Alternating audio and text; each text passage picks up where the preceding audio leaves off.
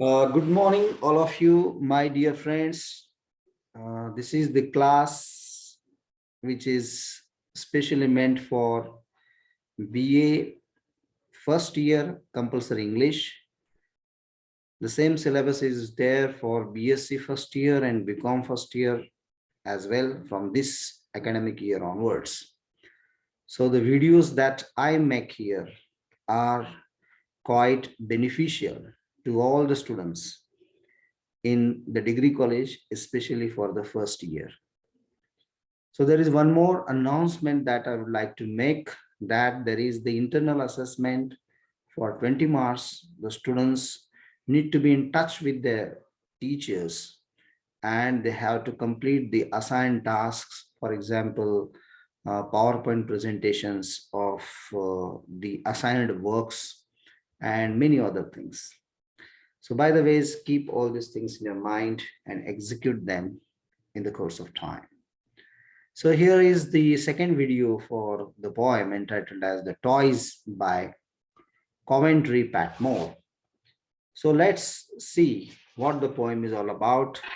In the first video, I already discussed about uh, the deep concern of the poet in this poem and some poetical features, style, and all other things. Today, our focus is on the original lines of the poem by Coventry Patmore, The Toys. Actually, The Toys is the poem which is composed in the Victorian period. So this is a Victorian poet who is very well known to all of us, whose name is Coventry Patmore. So this poem focuses on a story of a father and a son. In this poem, basically the poet shares a very personal incident that happened between the poet himself and his son. He describes how one day he rebuked his son for disobeying him for the seventh time. For the seventh time, his son disobeyed the father. It made his son extremely disappointed. Later on, the poet realized his mistake and felt guilty for hurting him. It made him think of how God would judge humankind for their attraction to the mundane toys. Through the reference of the incident, Patmore delves into worldliness and a sense of guilt in human beings. So let's focus our attention on the original poem. I read the original poem here. The Toys by Coventry Patmore.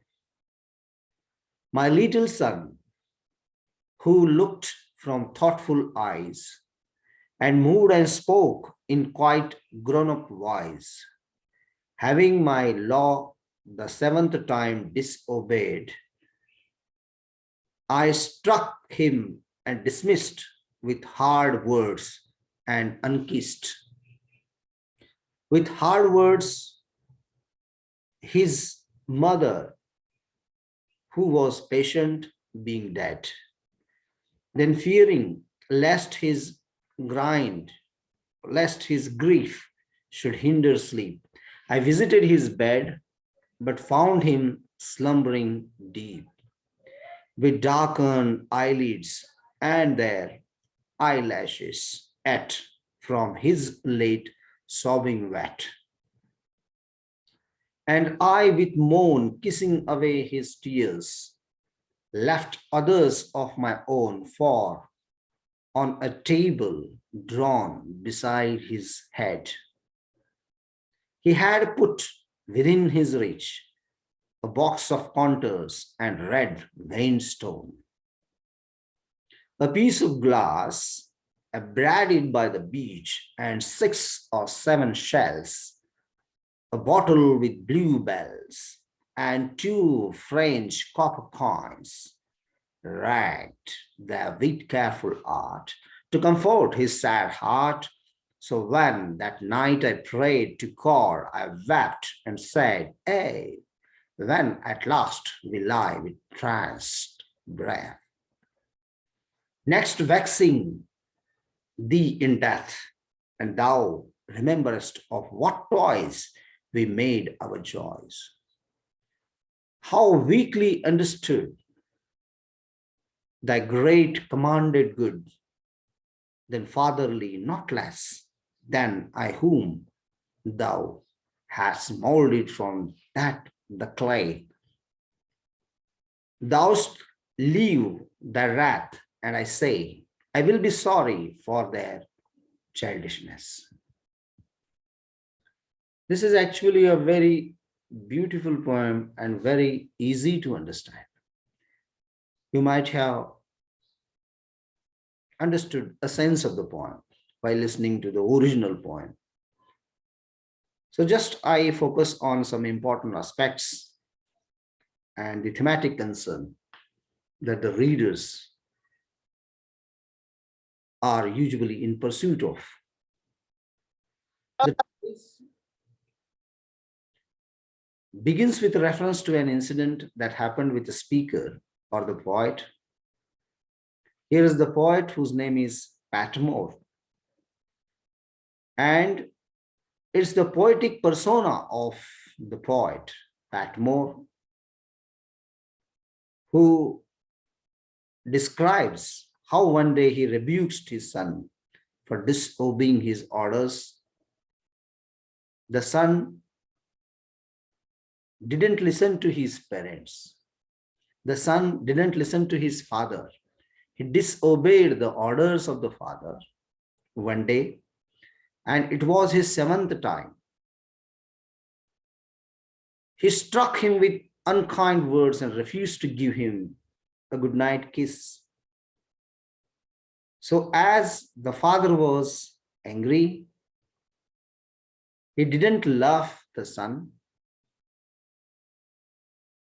He had a few unkind words towards him, and he refused to give him a goodnight kiss as well because of his disobedience. The boy's mother is dead in this poem, and there was no one to comfort him when he went to bed with a heavy heart, with eyes full of tears. The boy is scolded by the father. He has no mother. He is lonely. He is weeping, he's sobbing, he's crying a lot in his bedroom. There is no one to look after him.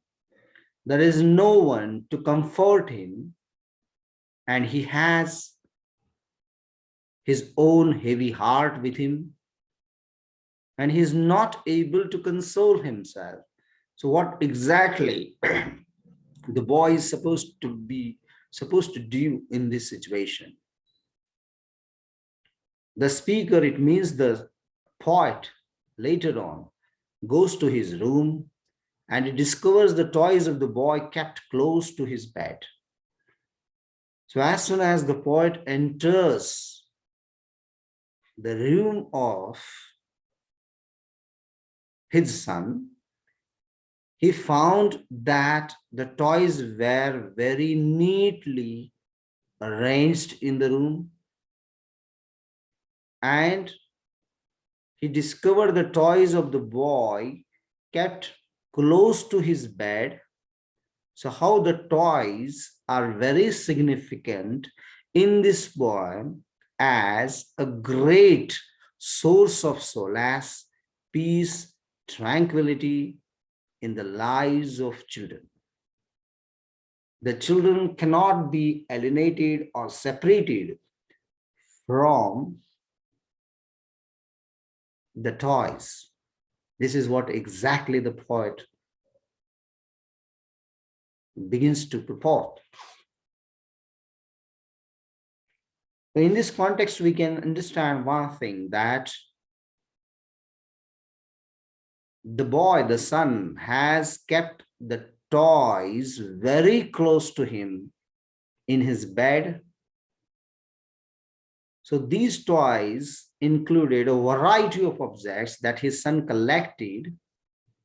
He treasured them and took solace in the times of need. Whenever he is in problem, he takes the help of these toys, which has really become a source of happiness, a source of comfort, peace. On the same night, when the speaker went to the bed, the toys reminded him of mundane things such as wealth, earthly success, and fame. Humans do chase after these things without heeding the ultimate truth. According to the speaker in this poem, God might not be angry with their ignorance, rather, he would forgive their childishness. So, in this poem, the father repents over his own action. He wanted himself to be forgiven by God for his misconduct. Let's have a focus on the form of the poem, rhyming scheme, and meter. The toys consist of a total of 33 lines. How many lines are there? 33. So all these lines have been grouped into a single stanza. So Patmore shifts from one idea to the other by using end-stopped lines. He uses both the alternative rhyme scheme and the rhyming couplet form. The first two lines of each section begin with a rhyming couplet. For example, in the beginning, eyes rhyme with wise. In the following four lines, the rhyme scheme is A, B, B, A. Each section similarly ends with two rhyming lines. There is not any set syllable count per line. That's why the text does not have a set meter. The poet Patmore mostly uses iambic feet for metrically structuring the lines in the poem. So here are a few examples. One can understand the examples once you go through the poem.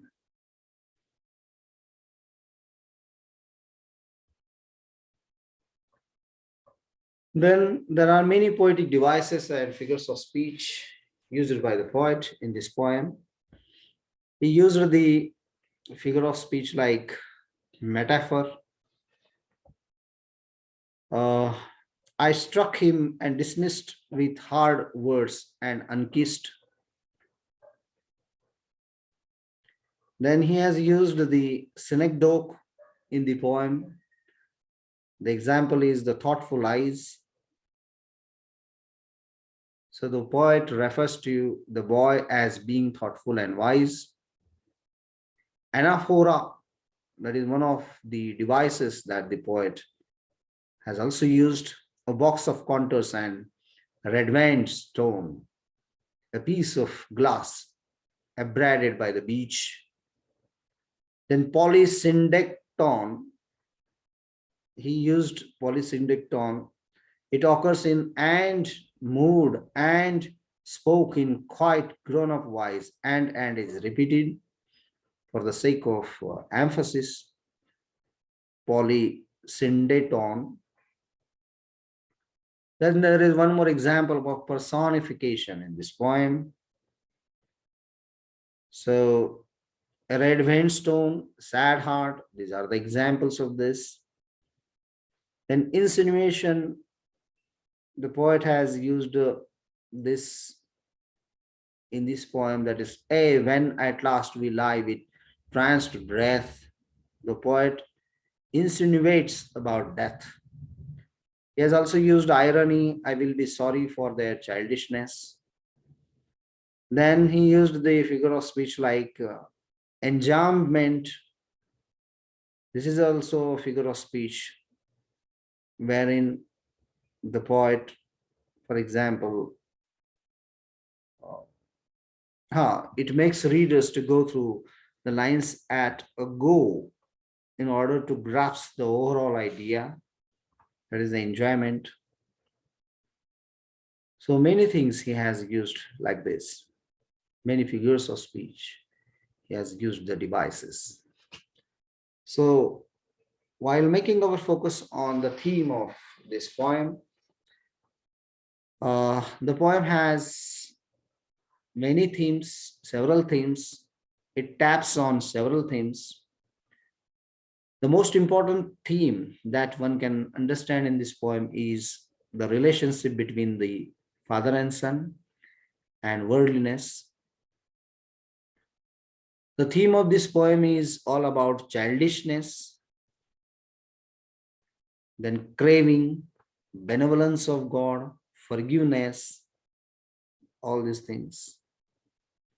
So the poet Patmore talks about an incident that happened with him that I have already told you.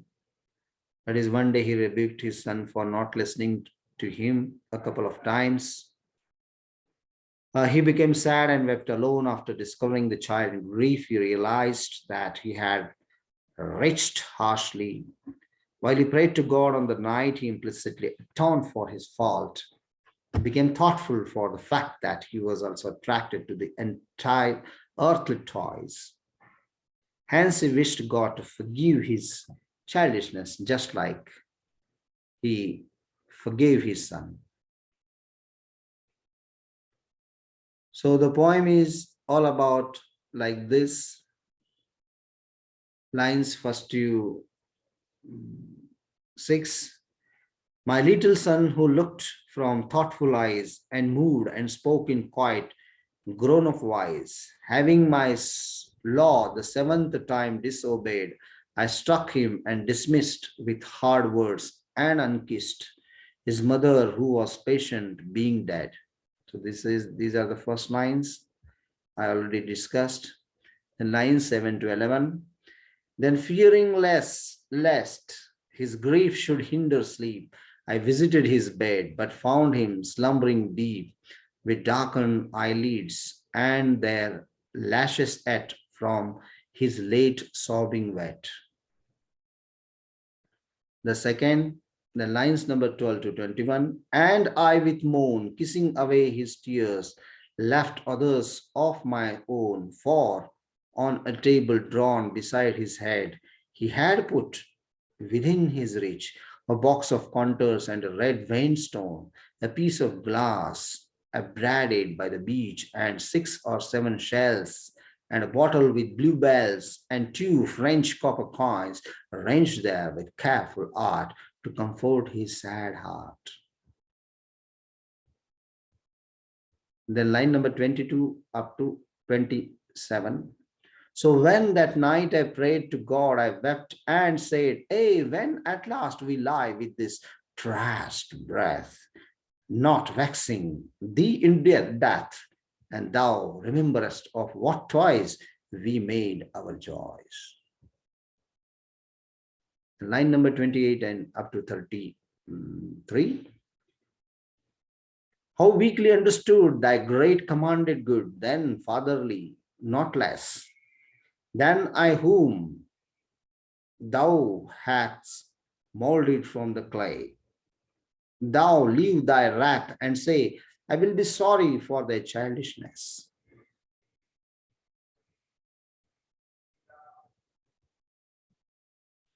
So this is the original poem that I have already put forth for your own interpretation of this poem.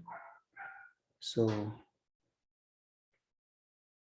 in this way, the poem is over.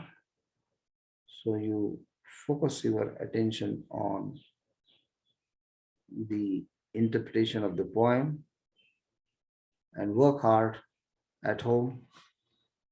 And the poem is quite simple.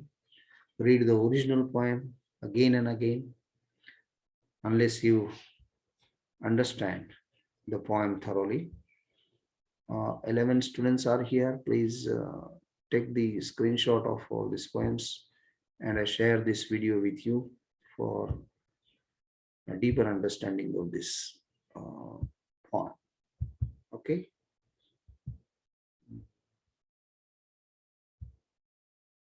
Okay, now we stop here. Okay, this is actually 9:30, right? Still there are 2 or 3 minutes left. So just while talking about the historical context of this poem, one can say that the Toys was composed in the 19th century by the Victorian poet Coventry Patmore. He was one of the least known poets from the Victorian period, and after the death of his first wife, the grief of loss became an important theme of his work. In this poem, Patmore uses the theme in the line, his mother, who was patient being dead. Here the poet alludes to the death of his wife.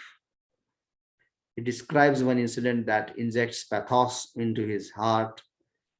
His child's sadness made him realize the fact that he had also committed mistakes by not obeying his divine father, God.